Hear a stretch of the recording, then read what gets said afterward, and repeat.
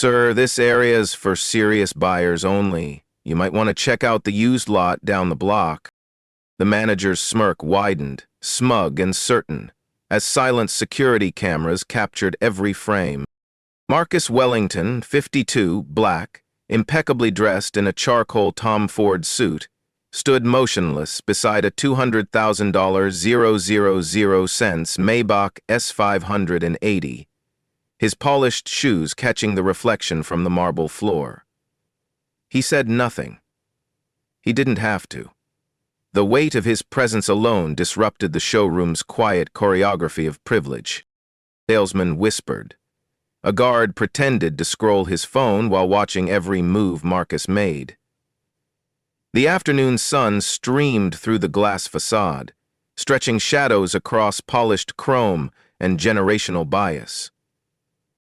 To them, he was just another black man in the wrong place, looking too comfortable around things they believed he couldn't afford. What they didn't know, the man they just disrespected was finalizing the paperwork to own every dealership in this state. And today, their performance was the last item on his checklist. The morning sun reflects off the pristine chrome and glass facade of Prestige Motors Elite as Marcus Wellington guides his modest rental sedan into the sprawling lot. Rows of gleaming BMWs, Mercedes, and Audis stand like silent sentinels, their price tags exceeding most people's annual salaries. Marcus chose the unremarkable Toyota Camry deliberately, a test of character that most businesses fail spectacularly. He steps onto the polished concrete, his handmade Oxford shoes clicking with quiet authority. The Armani suit fits his athletic frame perfectly, every detail from his platinum watch to his confident posture screaming success. Yet none of this matters when prejudice clouds vision. Inside the showroom, conversations flow in hushed, reverent tones. Trevor, a young white salesman with gelled hair and an eagerness to please, assists an elderly white couple examining a silver sedan. The man's golf shirt and casual demeanor suggest comfortable retirement, while his wife clutches a designer purse worth more than many monthly salaries. Marcus approaches the group, maintaining respectful distance while making clear eye contact with Trevor. He raises his hand in a polite wave, the universal gesture of someone seeking assistance. Trevor's gaze slides past him like oil on water, returning immediately to his customers with renewed enthusiasm. Now, this particular model comes with heated and cooled seats, Trevor explains, his voice carrying just loud enough for Marcus to hear. Perfect for those long drives to the country club. The couple chuckles appreciatively while Marcus waits. Professional patience. He's mastered this art through decades of navigating spaces where his presence is questioned before his qualifications.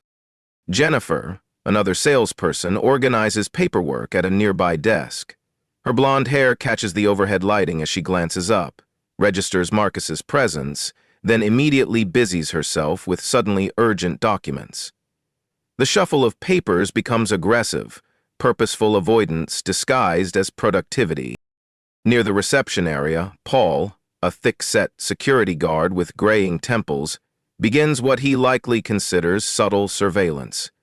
His position shifts to maintain visual contact while pretending to check his phone. Every few seconds, his eyes dart toward Marcus with the intensity of someone convinced they're preventing a crime. From his office overlooking the sales floor, manager Brad Morrison emerges like a predator sensing weakness. His expensive suit can't mask the calculating coldness in his eyes as he approaches the reception desk. A whispered conversation follows, punctuated by not-so-discreet glances in Marcus's direction. The hostility thickens like humidity before a storm. Marcus recognizes the familiar choreography, the strategic positioning, the careful exclusion, the assumption that his presence represents some form of threat or fraud. He's witnessed this dance countless times, in countless places, where success and dignity are rationed based on melanin content. But today is different. Today, these assumptions will cost more than anyone in this building can imagine. The manager approaches with backup, confidence masking coming disaster. Brad Morrison's approach carries the swagger of someone convinced of his own righteousness. His smile stretches thin as plastic wrap, professional courtesy strained over underlying suspicion. He's performed this routine before, the careful assessment, the probing questions, designed to expose supposed deception. "Good morning, sir. Can I help you find something specific today?" Brad's tone carries false warmth, each word carefully measured. His eyes catalog Marcus's appearance. The expensive suit, quality shoes, confident posture. Details that should inspire respect, but instead trigger deeper suspicion. "I'm interested in your premium inventory," Marcus responds, his voice carrying quiet authority. "The new M-Series, perhaps the S-Class models."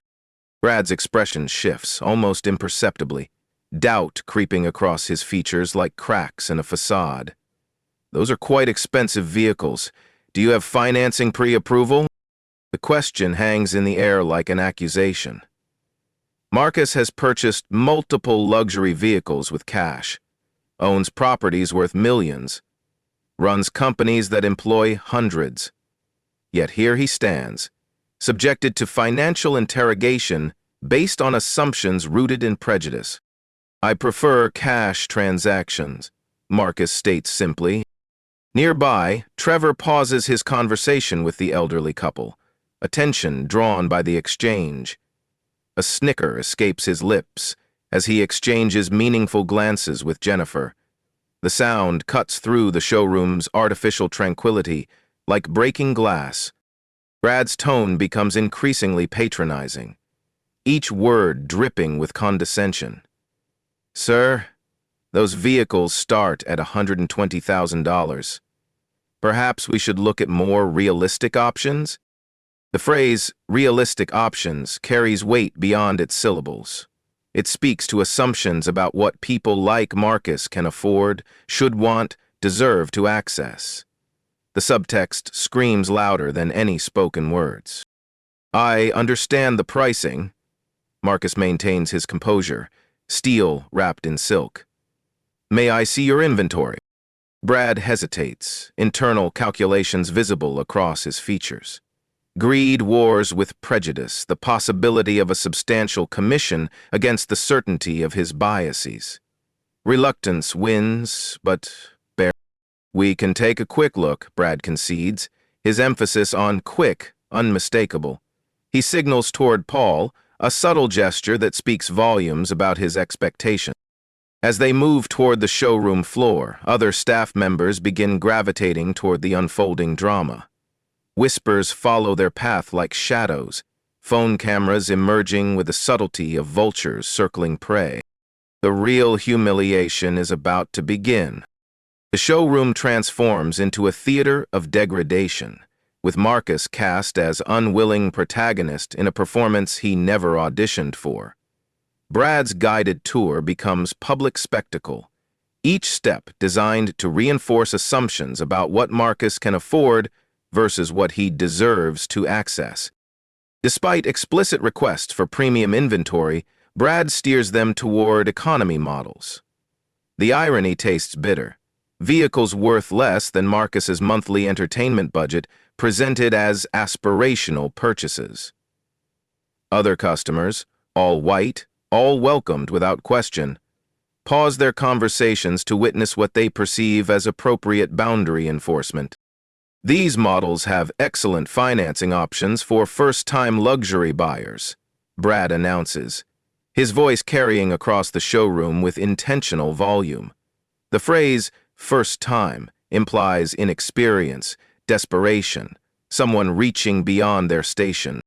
"I specified cash purchase for premium inventory," Marcus corrects, maintaining professional tone despite mounting humiliation. Brad's voice rises, ensuring maximum audience participation. "Sir, I need to see proof of funds before we waste time on vehicles you can't afford." The word waste echoes through the space like a slap. Nearby customers stop all pretense of browsing, phones emerging to capture what they assume is legitimate business practice. The elderly couple Trevor was helping positions themselves for optimal viewing, entertainment value overwhelming any sense of empathy. Marcus produces his Black American Express Centurion card, a piece of titanium worth more than many people's cars, accepted at establishments worldwide, representing financial credentials most people only dream of achieving. The metal catches showroom lighting like a beacon of legitimacy. Brad examines the card with theatrical suspicion, holding it up to the light as if searching for obvious counterfeiting. "I'll need to verify this," he declares, disappearing toward the business office despite Marcus's protests. The moments stretch like hours. Jennifer whispers urgently to Trevor, "Should we call police?" The suggestion hangs in the air like poison gas, the assumption that Marcus's presence represents criminality rather than commerce. A customer with her phone held high captures every moment, narrating for her social media audience, watching a manager protect his business from obvious fraud. Her commentary draws approving nods from other spectators, validation for collective prejudice disguised as civic duty. Brad returns, carrying the card-like evidence in a criminal trial. "Sir, there seems to be an issue with authentication. I'm going to have to ask you to leave." "What specific issue?" Marcus asks, though he already knows the answer has nothing to do with financial verification. "We reserve the right to refuse service," Brad declares with finality. "Security will escort you out." Hall approaches with 2 additional staff members, forming a protective wall around perceived threat. Other customers murmur approval, phones continuing to roll, recording what they believe is justice being served. "Finally, someone doing their job," one woman announces loudly, her voice carrying across the showroom like a battle cry for discrimination. As the impromptu escort forms around him, Marcus notices corporate headquarters contact information displayed prominently on the wall. His slight smile remains invisible to his tormentors, but it carries the promise of consequences they cannot imagine. But Marcus has one phone call to make. The parking lot provides sanctuary from the theatrical humiliation, though the sting of public degradation burns like acid in Marcus's chest. He sits in the rental car's driver's seat, hands steady on the steering wheel, processing the choreographed discrimination he just endured. The showroom's glass windows reveal continuing conversations, gestures pointing in his direction, phones still recording the aftermath of their perceived victory. This isn't Marcus's first encounter with systemic racism, won't be his last, but today carries different weight. Today, consequences await that his tormentors cannot fathom. The humiliation transforms into fuel, righteous anger channeled into strategic action. His phone displays a contact that would make corporate lawyers nationwide lose sleep. Catherine Walsh, Corporate Counsel. The call connects on the first ring. "Catherine, it's Marcus. Yes, I'm at the flagship location now. The assessment is complete."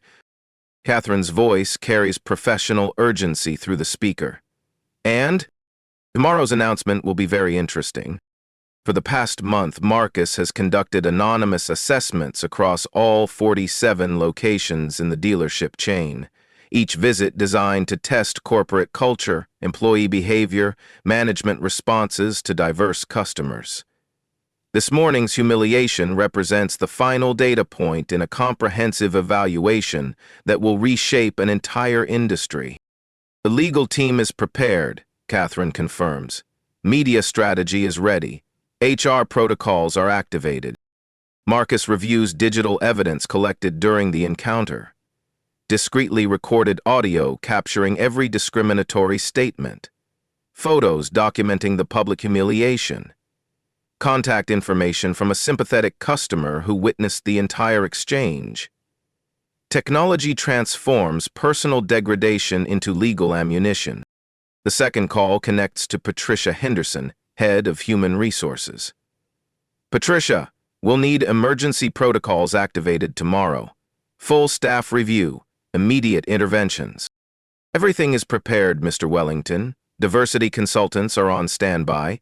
New management protocols are ready for implementation. Dr. Williams, the diversity consultant, whose recommendations will reshape company culture, answers the third call on the first ring. Doctor, your recommendations will be implemented immediately. Zero-tolerance policy takes effect tomorrow. On his tablet, Marcus reviews transition documents that represent months of preparation. Complete restructuring plans, new management protocols, mandatory bias training requirements, community outreach initiatives. What appeared to be spontaneous humiliation was actually the final test before systematic transformation. Movement in the showroom catches his attention. Protesters emerge from the building. Apparently, word spreads quickly on social media about the incident. Customer phone footage has already begun viral circulation, hashtags trending, outrage building momentum across multiple platforms. The situation escalates beyond his control, but that's part of the plan. Tomorrow, when ownership transfers officially, when his identity becomes public knowledge, when consequences rain down like justice from heaven, every person who participated in today's humiliation will understand the true cost of discrimination. Inside the dealership, staff members celebrate what they believe is successful threat elimination.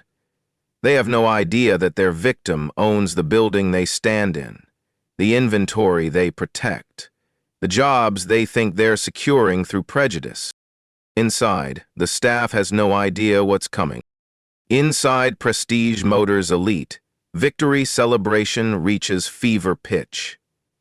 Brad Morrison stands at the center of admiring colleagues, basking in what he perceives as career-defining triumph. His chest swells with pride as staff members congratulate him on protecting the business and maintaining standards. Trevor pulls out his phone, fingers flying across the screen as he crafts his social media masterpiece. Prevented a scam artist today. Protecting our customers. Stay vigilant. The post includes a blurry photo of Marcus walking toward the exit, accompanied by self-congratulatory commentary about professional instincts and customer safety. Jennifer joins the digital celebration, sharing the story in her group chat with friends from other dealerships. You won't believe what happened today. Manager totally shut down this obvious fraud attempt.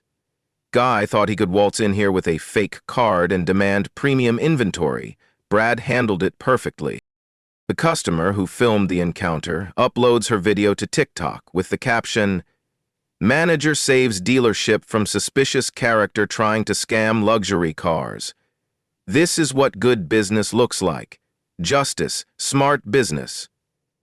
Within minutes, the video gains hundreds of views, comments pouring in with support for Brad's decisive action. Paul, the security guard, basks in reflected glory, describing to anyone who will listen how he handled the situation professionally and maintained safety protocols. His radio crackles with calls from other security personnel across the shopping complex, word spreading about the incident at the dealership. Emboldened by support, Brad calls corporate headquarters to report the morning's events. His version of events paints him as hero rather than villain, prevented potential fraud, protected our customer base, maintained the dealership's reputation. The individual showed all the classic signs of sophisticated financial deception. The corporate representative, unaware of Marcus's identity, initially praises Brad's vigilance and professional judgment. The conversation reinforces Brad's conviction that he's performed admirably, protected company interests, demonstrated leadership worthy of recognition. Social media algorithms amplified the story, pushing it to audiences primed for outrage about perceived injustice. Comments flood in supporting Brad's decision. Finally, someone with backbone.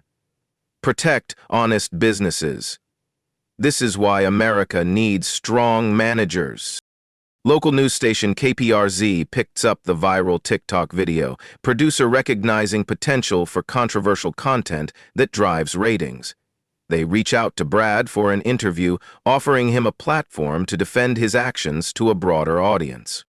Brad eagerly agrees to television appearance, convinced this represents vindication rather than exposure. He envisions himself as defender of business integrity, someone willing to make tough decisions when others lack courage. The management team reviews security footage, watching Marcus's calm professionalism throughout the encounter. Instead of recognizing dignity under pressure, they interpret his composure as evidence of sophisticated con artist behavior, someone trained to maintain appearance while attempting fraud. Phone calls pour in from other managers throughout the chain, congratulating Brad on his brave stand and professional excellence. Each conversation reinforces his belief that today represents a career pinnacle rather than the beginning of professional destruction. The morning news interview will be memorable. Morning sunlight streams through KPRZ news van windows as reporter Amanda Chen adjusts her microphone, preparing for what she expects to be routine coverage of viral social media content. Brad Morrison stands before the dealership's gleaming facade, dressed in his finest suit, radiating confidence that will soon transform into public humiliation.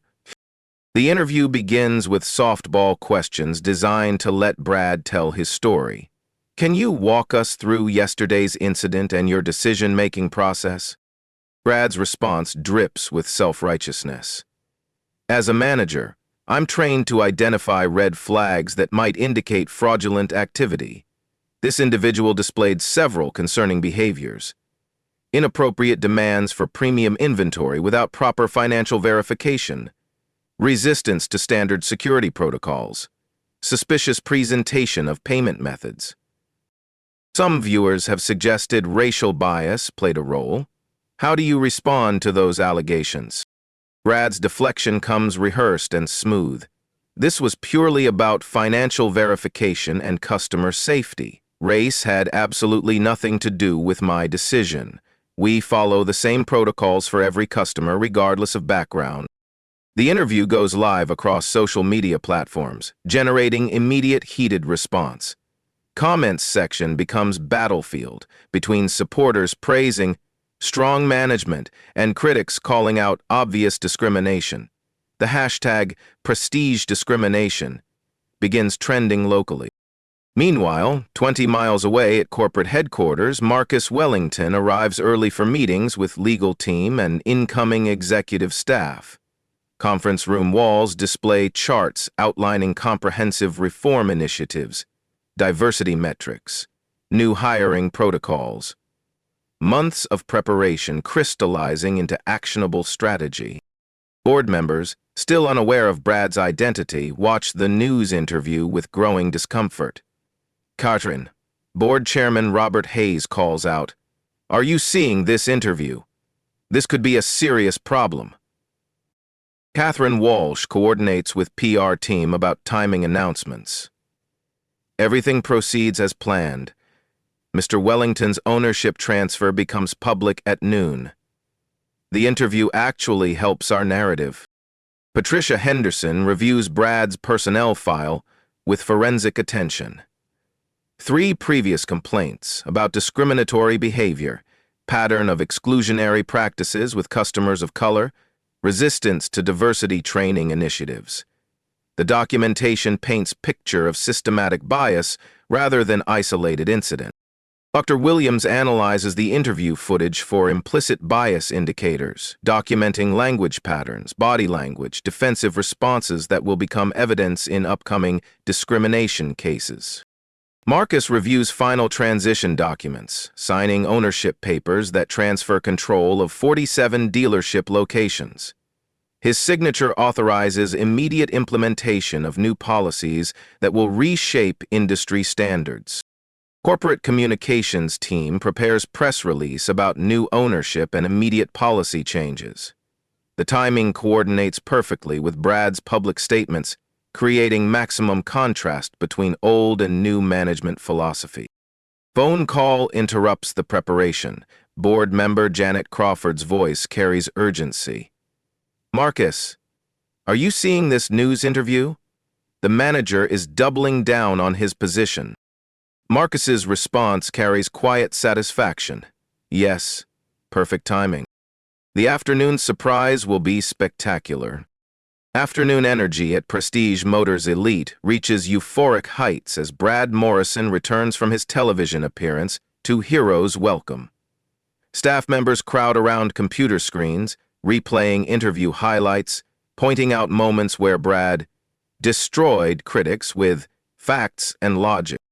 Trevor prints supportive comments from the news station's website, creating a physical collection of validation.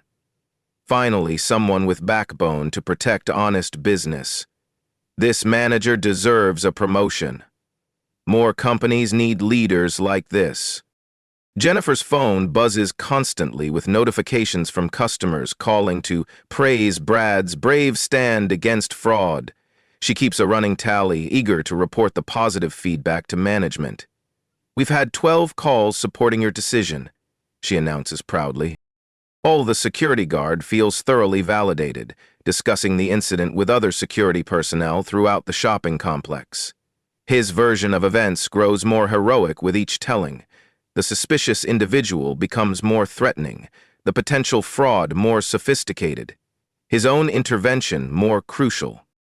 Brad considers writing a book about retail fraud prevention, perhaps parlaying this success into consulting opportunities.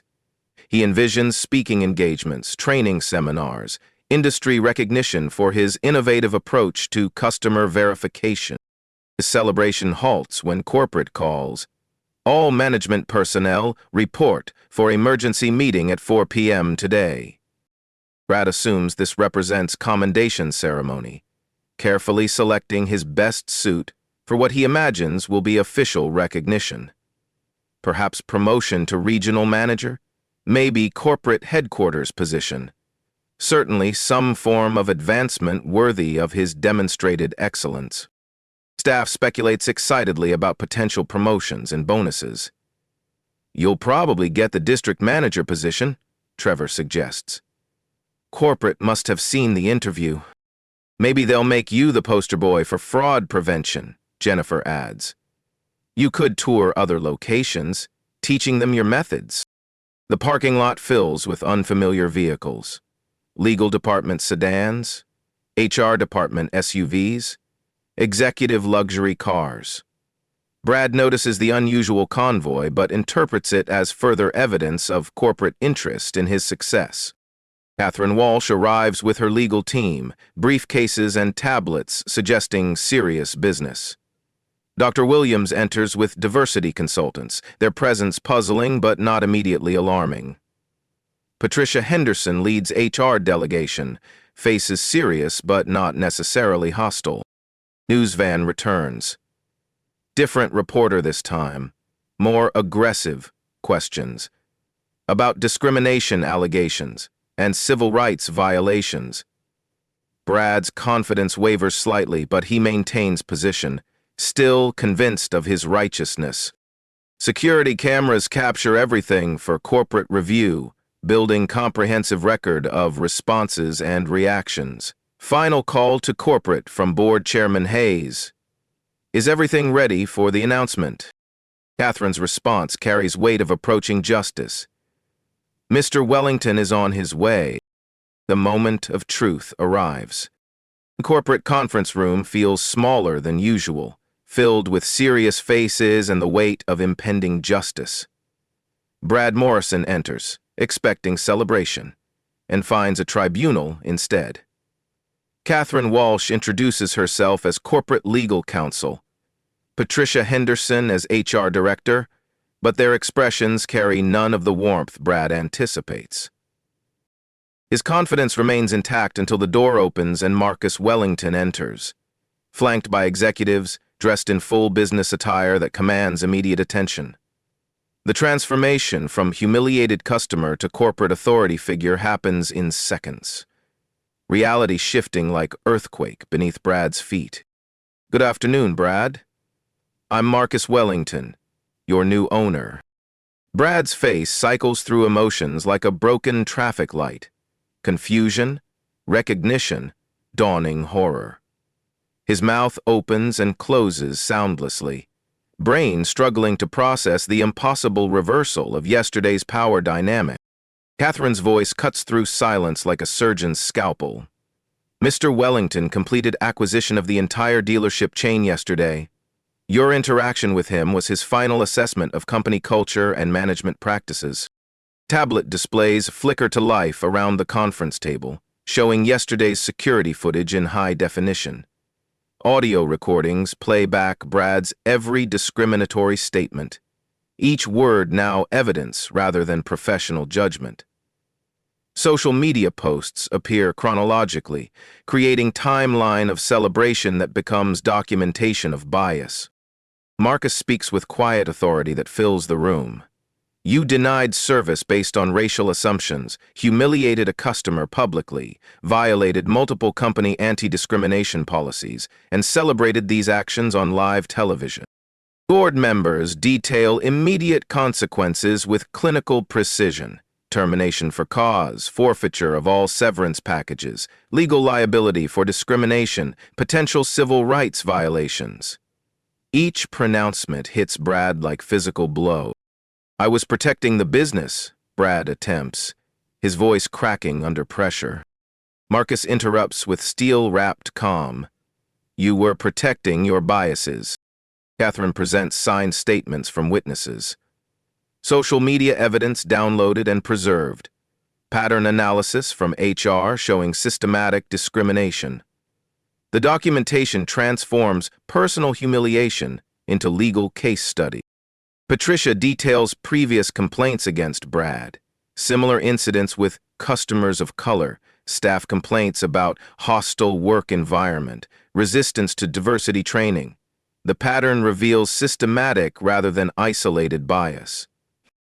Dr. Williams analyzes interview footage, pointing out discriminatory language patterns, implicit bias indicators, defensive responses that confirm rather than contradict accusations of racism. Marcus addresses the full staff through intercom system. This behavior ends today. New policies take effect immediately. Mandatory training begins tomorrow. Zero tolerance for discrimination. Security escorts Brad from the building as news crews capture footage of his exit. The man who yesterday stood triumphant now walks toward unemployment and professional destruction. Cameras documenting every step of his downfall. Trevor and Jennifer learn their social media posts violated company policy. Suspension pending diversity training and performance review. Paul faces disciplinary action for excessive surveillance and failure to follow proper security protocols. Marcus takes immediate operational control, announcing comprehensive reform initiative that will reshape company culture and industry standards. But the real transformation is just beginning. Week 1 transforms Prestige Motors Elite from discrimination symbol into reform laboratory. Marcus Wellington assumes operational control with surgical precision, implementing changes that ripple across the entire automotive industry. Emergency board meetings address systemic issues discovered during his month-long assessment of all 47 locations.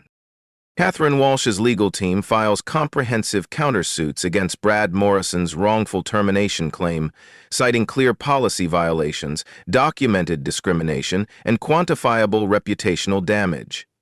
Civil rights organizations offer support, recognizing the case's potential to establish precedent for corporate accountability. Media coverage explodes across national platforms. Business news programs examine the acquisition strategy, highlighting Marcus's innovative approach to identifying and eliminating institutional bias. CNN features the story as example of strategic patience overcoming systematic discrimination. Fox Business analyzes stock implications of ethical reform initiatives. Marcus appears on Good Morning America explaining his assessment methodology. Change requires evidence. We documented the problem before implementing solutions. Now we're proving that inclusive business practices increase profitability. Stock price fluctuates initially but stabilizes as investors recognize commitment to ethical practices. Diversity-focused investment funds increase positions, recognizing long-term value of inclusive corporate culture. Dr. Williams leads comprehensive bias audits across all chain locations, identifying patterns that extend far beyond individual prejudice into systematic exclusion. Her findings become template for industry-wide reform initiatives. Tricia Henderson implements revolutionary hiring protocols. Mandatory sensitivity training. Anonymous reporting systems for discrimination. Employee surveys reveal widespread relief at cultural transformation. Previous discomfort with discriminatory practices finally finding voice.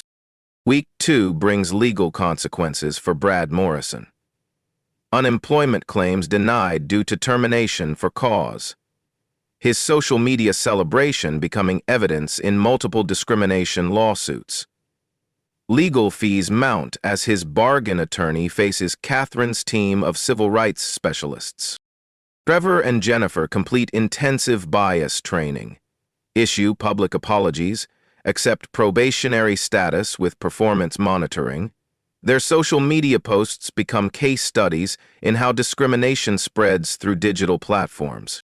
Paul receives reassignment to different duties with enhanced training requirements. His surveillance protocols undergo complete revision to prevent racial profiling. The customer who filmed the incident, initially supportive of discrimination, becomes unlikely ally after witnessing transformation. Her testimony provides crucial outside perspective on institutionalized bias. TikTok video reaches 3.2 million views, sparking broader conversations about retail discrimination across multiple industries. Prestige transformation becomes rallying cry for corporate accountability. Marcus launches customer outreach programs, personally meeting with community members affected by previous discriminatory practices. Listening sessions reveal decades of exclusionary behavior across multiple locations. Week 3 generates industry analysis. Harvard Business Review publishes case study. Management schools request guest lectures. Competitor dealerships quietly review policies, implementing preemptive changes to avoid similar exposure. Brad attempts media comeback through controversial podcast, defending his actions and claiming reverse discrimination. His statements become additional evidence for defamation cases, further damaging already destroyed reputation. Legal team documents every public statement, building comprehensive case for ongoing harassment and attempted reputation damage. Week 4 produces measurable results. Monthly sales reports show initial revenue decline from controversy, followed by surge from expanded diverse customer base. Community partnerships establish scholarship programs, mentorship opportunities, financial literacy workshops. Marcus hires former victims of retail discrimination into management positions, creating leadership team with lived experience of institutional bias. Their insights guide policy development and training programs. Anonymous employee surveys reveal transformation impact. 87% report improved workplace culture. 94% feel safer reporting discrimination. 76% observe increased customer diversity. The numbers validate strategic approach to systematic change. Industry publications analyze the case study. Business schools incorporate lessons into curriculum. International attention brings consultation requests from companies facing similar challenges in other countries. Civil rights groups praise Marcus's comprehensive approach, offering partnerships that extend impact beyond automotive industry. The model becomes template for transformation across retail, hospitality, and service sectors. Competitor chains experience customer defections as word spreads about Prestige Motors' inclusive practices. Market pressure forces industry-wide examination of discriminatory policies, creating ripple effects that benefit all consumers. Legal settlements from discrimination cases fund community development initiatives. creating positive feedback loop where previous harm generates ongoing benefit. Dr. Williams's research methodology becomes standard for bias identification and elimination, expanding application to restaurants, retail stores, service providers across multiple industries. Marcus established nonprofit foundation addressing systematic discrimination in business settings, creating sustainable platform for ongoing reform efforts. Congressional testimony leads to proposed federal legislation requiring bias training in customer-facing businesses, transforming individual experience into national policy discussion. Month 2 brings international recognition. European companies request consultation, recognizing global applicability of American discrimination challenges. The model transcends cultural boundaries, addressing universal human dignity issues. RAD's final stand approaches. The unemployment hearing room feels smaller than its institutional gray walls suggest, fluorescent lighting casting harsh shadows across faces that will determine Brad Morrison's financial future. He arrives with Gerald Patterson, a bargain attorney whose polyester suit and nervous energy inspire little confidence against the legal arsenal assembled across the aisle. Marcus Wellington enters with Catherine Walsh and her team, their presence transforming routine administrative hearing into civil rights theater. Documents and evidence tablets stack like ammunition, months of preparation crystallizing into this moment of accountability. Hearing Officer Janet Morrison, no relation, reviews case materials with professional detachment, security footage, social media posts, interview transcripts, witness statements, creating comprehensive record of discrimination. The evidence speaks louder than any argument Brad's attorney might attempt. Brad's testimony reveals continued denial, his words digging deeper grave with each defensive statement. I was protecting company assets from sophisticated fraud attempts. My training taught me to identify suspicious behavior patterns. This was standard business practice, not discrimination. Cross-examination exposes the fundamental flaw in his defense. Mr. Morrison, can you explain why standard practice applied only to the black customer while white customers received immediate assistance without financial verification? Brad's response crumbles under scrutiny. Each situation was different. I made individual assessments based on professional judgment. Professional judgment that consistently excluded customers of color while welcoming white customers regardless of appearance or apparent financial capacity? Customer witnesses testify about uncomfortable atmosphere, describing incidents where minority clients faced scrutiny while white customers browsed freely. Their testimony reveals systematic pattern rather than isolated incident. Former employees, granted immunity from retaliation, provide devastating testimony about Brad's history. Racial jokes in staff meetings, discriminatory comments about customer demographics, active resistance to diversity training initiatives. The audio recording from Brad's corporate call plays in full, his boastful tone describing how he handled the problem and protected customer base. His celebration of discrimination echoes through the hearing room like judgment bell. Social media evidence creates comprehensive timeline of bias celebration. Posts, comments, interview statements form pattern of someone who not only discriminated, but celebrated discrimination publicly. Dr. Williams testifies as expert witness, explaining implicit bias patterns and systematic discrimination indicators. Her analysis of Brad's behavior provides academic framework for what everyone witnessed intuitively. Brad's character defense collapses when additional witnesses contradict his narrative. Staff members describe climate of fear around reporting discrimination, management pressure to exclude certain customers, celebration of exclusionary practices. Hearing Officer Morrison's ruling comes swift and decisive, termination justified, unemployment benefits denied, recommendation for State Civil Rights Commission investigation. The gavel falls like period at sentence's end. Exit from hearing room becomes media gauntlet. Reporters thrust microphones and cameras toward Brad's retreating figure as he makes inflammatory statements about political correctness and reverse racism, further damaging any remaining reputation. Personal consequences multiply exponentially. Mortgage company reviews loan status after termination. Marriage faces stress from public humiliation. Children encounter school embarrassment from viral infamy. Social media accounts face suspension for hate speech violations. Digital footprint becoming liability rather than asset. Job applications trigger automatic rejection as HR departments recognize viral notoriety. Final attempt at redemption through discriminatory advocacy group backfires when organization distances itself from his extreme statements, recognizing that association damages their cause.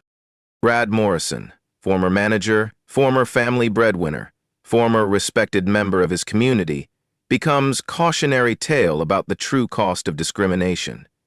His downfall serves as warning to others who might mistake prejudice for professional judgment. The industry-wide change is remarkable. 6 months after Marcus Wellington's transformation of Prestige Motors Elite, the automotive industry operates under fundamentally different principles.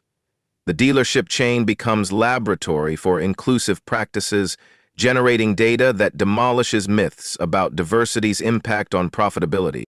Harvard Business School professor Angela Rodriguez develops case study for management curriculum, highlighting strategic approach to eliminating institutional bias. The Wellington Method becomes required reading for MBA students studying corporate social responsibility and ethical leadership.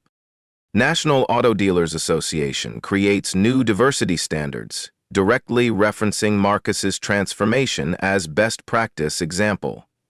Association President James Mitchell announces, the industry can no longer ignore the business case for inclusion. Prestige Motors proves that ethical practices increase rather than decrease profitability. Regional competitor chains conduct emergency audits of their practices, discovering similar discrimination patterns throughout their organizations. Fearing public backlash and recognizing moral imperative, they implement preemptive corrections, using Marcus's model as template. Marcus speaks at industry conferences, sharing strategic insights that transform defensive audiences into eager students. His presentation, Inclusion as Innovation, becomes most rejected speech on automotive conference circuit. Annual Diversity Report releases data that silences critics and converts skeptics. Customer satisfaction scores increase 300% among minority demographics. Diverse staff hiring grows 250%. Community engagement metrics improve 400%. Most significantly, overall profitability rises 23% year over year. Legal settlements from discrimination cases fund scholarship programs serving underrepresented communities. The Prestige Foundation provides financial assistance for minority students pursuing automotive careers, creating pipeline for future industry leadership. Dr. Williams's research methodology expands beyond automotive sector. Restaurants, retail stores, hospitality providers adopt her bias identification and elimination protocols. Her consultancy firm experiences 400% growth as companies recognize competitive advantage of inclusive practices. Training programs developed for Marcus's transformation become industry standard. The Dignity in Service curriculum reaches 50,000 employees across 200 companies, creating cultural shift that transcends individual businesses. Congressional testimony by Marcus leads to proposed federal legislation requiring bias training in customer-facing businesses. Representatives from both parties support the Equal Service Act, recognizing broad public support for anti-discrimination measures. International attention brings consultation requests from companies throughout Europe, Asia, and South America. The transformation model transcends cultural boundaries, addressing universal human dignity issues that resonate globally. Marcus establishes non-profit foundation addressing systematic discrimination across multiple industries. Foundation grants support research, training, and legal advocacy that extend impact far beyond original incident.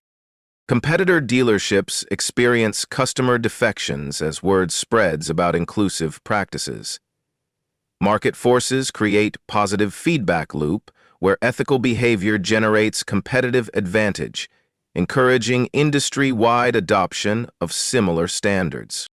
Industry publications regularly feature stories about transformation impact. Automotive News, Ward's Dealer Business, and Auto Remarketing chronicle cultural evolution from exclusion to inclusion, documenting measurable benefits of ethical practices. Business schools incorporate lessons into curriculum, ensuring future managers understand both moral imperative and business case for inclusive leadership. Students studied discrimination's cost and inclusion's benefits through quantifiable metrics. The ripple effects extend beyond automotive industry. Retail associations, hospitality groups, and service provider organizations adopt similar standards, recognizing that discrimination represents legal liability and competitive disadvantage. State civil rights commissions used Marcus's case as precedent for enforcement actions, establishing legal framework that makes discrimination costly while making inclusion profitable. The personal transformation is equally powerful. 1 year later, Marcus Wellington stands in the showroom where he once faced humiliation, watching diverse families explore vehicles without fear of discrimination. Sunlight streams through floor-to-ceiling windows, illuminating faces of every shade and background as they receive respectful, professional service. The transformation feels profound yet natural, like society finally aligning with its stated values. Children press their faces against luxury vehicle windows while parents discuss financing options, with staff members who see customers rather than stereotypes. Maria Santos, a young Latina sales associate hired during the diversity initiative, assists an elderly Black couple exploring retirement vehicle options. Her bilingual skills and cultural competency create connection that transcends mere transaction, building relationships that generate loyalty and referrals. James Chen, formerly with a competitor dealership that resisted change, approaches Marcus with quarterly reports. Customer satisfaction scores continue breaking records. We've exceeded revenue projections for 8 consecutive months. The success metrics tell story beyond profit. Community partnerships flourish, employee retention reaches industry-leading levels, customer base diversifies while overall satisfaction increases. The data validates what should have been obvious. Treating people with dignity generates better business outcomes. Monthly staff meeting reveals remarkable statistics that would have seemed impossible during the discrimination era. Customer complaints dropped 75%. Employee turnover decreased 60%. Community engagement scores tripled. Most significantly, workplace culture surveys show staff pride in their employer's ethical leadership. Letters arrived regularly from customers whose lives changed through inclusive treatment. Families who felt welcomed for the first time. Young professionals who received respectful service despite assumptions about their purchasing power. Elderly immigrants who found staff willing to communicate in their native languages. Marcus reviews training center expansion plans with Dr. Williams, whose research continues, reshaping multiple industries. We're proving that systematic change creates sustainable progress, she explains, reviewing data from companies implementing similar transformations.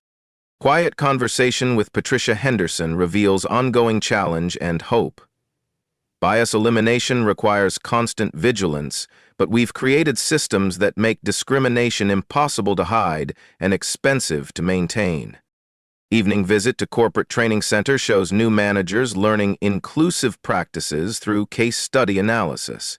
Young professionals study discrimination's cost and inclusion's benefits, preparing to lead organizations that value human dignity alongside profit maximization. Personal reflection brings Marcus to deeper understanding of the journey from victim to catalyst. The humiliation that once burned like acid now feels like fuel that powered systematic change. Pain transformed into purpose, individual suffering becoming collective healing. Family dinner conversation reveals impact on his children, who see their father as example of strategic patience overcoming injustice. "You didn't just get angry," his daughter observes, "you got smart." Final walk through the dealership after hours brings full circle moment. The space where security guards once escorted him out now represents sanctuary, where dignity is guaranteed, respect is standard, and success belongs to everyone willing to earn it. Marcus pauses at the location where Brad Morrison once stood, confident in his prejudice and certain of his righteousness. That spot now displays company values prominently. Every customer deserves respect. Every interaction matters. Every person has dignity. The moral crystallizes in quiet moment of reflection. Sometimes the greatest victories emerge from the deepest wounds. When we transform our pain into purpose, we don't just heal ourselves. We heal the systems that caused the suffering. Dignity deflects discrimination. Strategic action creates systematic change. The story of Marcus Wellington proves that justice doesn't always arrive with sirens and spotlights. Sometimes it comes dressed in expensive suits, carrying briefcases full of evidence, speaking quietly while wielding enormous power. Have you ever witnessed workplace racism? Share your story. Your voice matters. Drop your experiences in the comments below. Every shared story creates awareness, builds community, and reminds others they're not alone in fighting discrimination. What would you have done in Marcus's position? Would you have confronted the bias immediately, or chosen strategic patience like he did? Tag someone who needs to see this approach to overcoming injustice. Where are you watching from? Let us know your location and whether you've experienced similar treatment in your community. Your geographic diversity shows how widespread these issues remain, and how universal the solutions must become. Statistics appear that should shock every viewer. 40% of workers report witnessing workplace discrimination. 73% of companies lack adequate bias training. 85% of discrimination incidents go unreported. Your voice can change these numbers. Preview upcoming content that continues the justice narrative. Next week, racist restaurant owner loses everything when food critic reveals identity. Subscribe now for stories that restore faith in accountability and prove that actions have consequences. Join our Justice Network for real stories, real change, real impact. Link in description connects you with community of people committed to making discrimination costly and inclusion profitable. Follow across platforms for complete coverage. TikTok for short-form versions, Instagram for behind-the-scenes content, Twitter for daily inspiration and community updates. Each platform offers unique perspective on ongoing fight for dignity and respect. Merchandise supports the mission, dignity over discrimination, gear, with proceeds funding bias training programs in underserved communities. Wear your values while supporting systematic change. Vote for our next story coverage.